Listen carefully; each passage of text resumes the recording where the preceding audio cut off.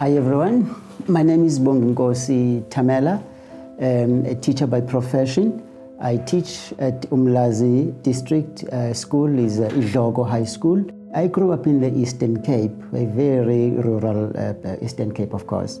And when I grew up, I wanted to be a journalist. But unfortunately, in the absence of my father, the teachers had a lot of influence of me. For instance, Mr. Mngadi, who used to teach us agriculture, told me that I should become a teacher and go for teaching. And then 1988, when I passed my standard 10 then, and I worked as a petrol attendant, and then he came straight to where I was working and told me that there's a college that's about to open, so I must go and get the forms from the college. After getting the forms, I filled them in and then I threw them back. And fortunately for me, I was accepted. But the problem now was the money, because I was on a single parent. My mother was a maid.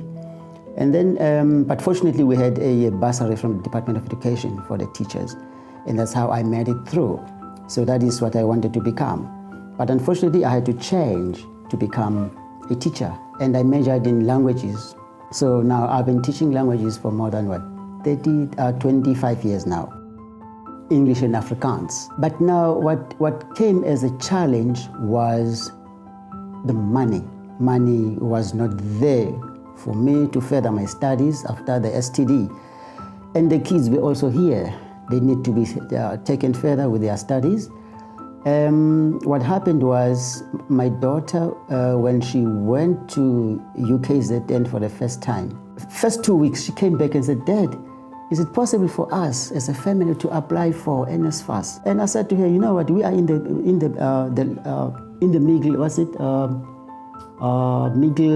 middle line, and we cannot afford to deprive other children who do not have parents. We have to foot the bill."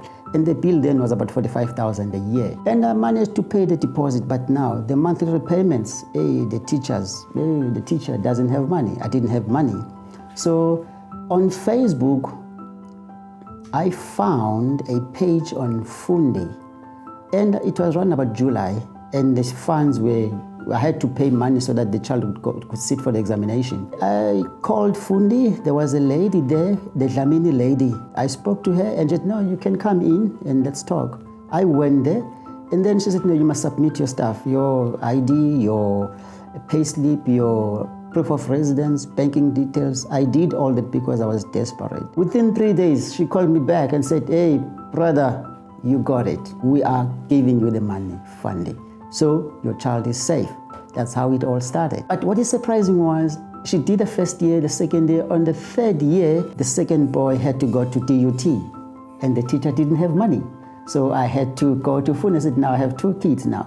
So there was a loan after another loan. When I finished another loan, and I was advised that because my birthday is in January, when I get paid, I get my bonus in January, I must clear off the previous Fundi loan and take another one. So that's how it has been for the past close to 10 years. I wanted to further my studies as a person now, because the kids are grown up now. I only had STD and I had to further my studies, and I don't have money. So I went back to Fundi and said, "Hey, it's my time now." Now I am doing advanced diploma in leadership and management, school management. And after that, I'll go for my honors. I became a teacher because the teachers, during our time, teachers had a lot of influence on us as children. He came to me when I was doing standard 10, and he wanted to know what I wanted to become after passing standard 10. I said to him, I wanted to be a journalist. I took a gap year after passing my standard 10, 1989. I went and worked as a petrol attendant. While I was still working there, Mr. Mngadi, my former agriculture teacher, may he so rest in peace, came to me and said, "Please, let's go to Umtata. There's a college that's going to open to all the first years. Come with me, get the forms, apply. Maybe you will be taken as a teacher." Then that's how it all changed. To the youth, to the young ones, to the future, don't stop. Pursue your dreams, no matter how small. I know the road is long and winding, but keep on going. Your time will come. We all have our own time.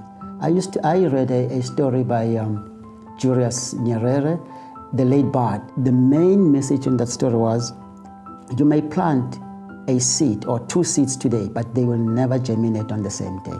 So your time will come. That will be my message to everybody. At my age, I still run. At my age, I still want to enroll, further my studies, and I want to retire, changing my, I want to be a doctor. I don't want to be Mr. Tamela, I want to be Dr. Tamela before I retire. The twist of the whole story started when my daughter, Okuhle, came back from school, and I had not been paying the premium, the installments for the past 4 months.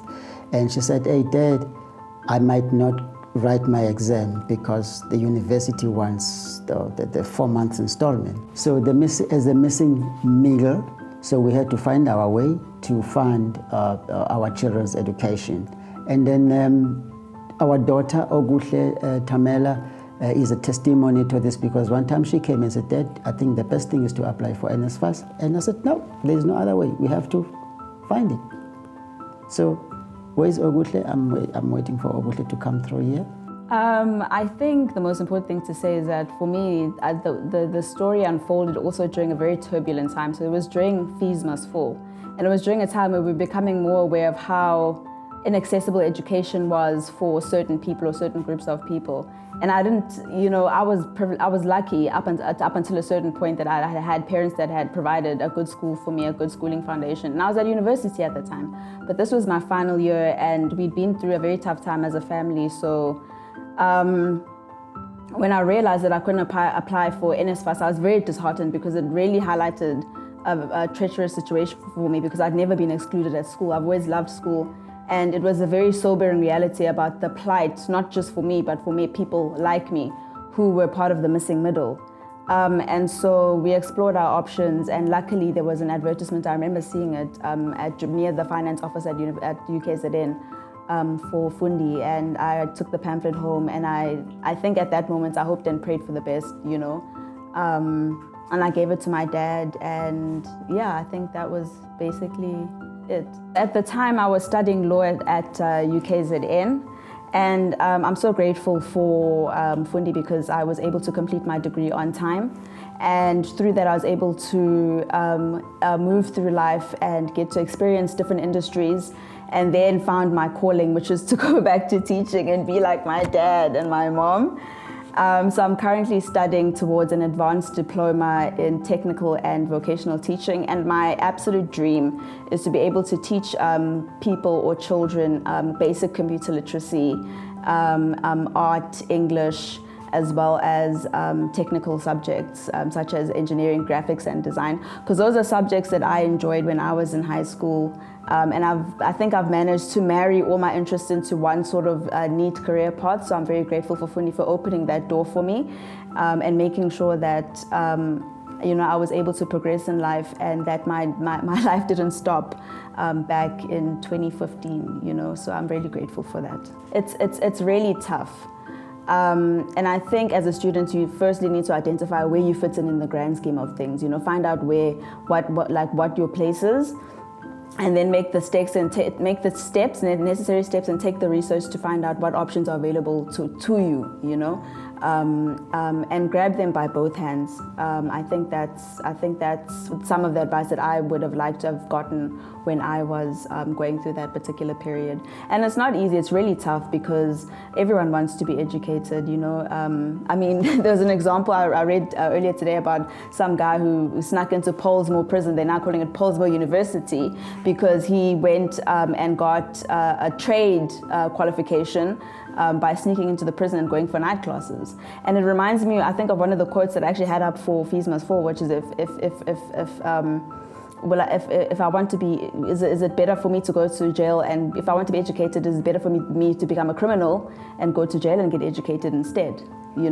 Because at least people in jail get to have a decent education, and that's not available for everybody else in the grand scheme of things. And I think it shines a light on the plight for the need for education in this country, and that it's not really readily accessible to everybody, and that it should be. It really should be. And it's thanks to organizations such as Fundi that make that avenue available for people like me.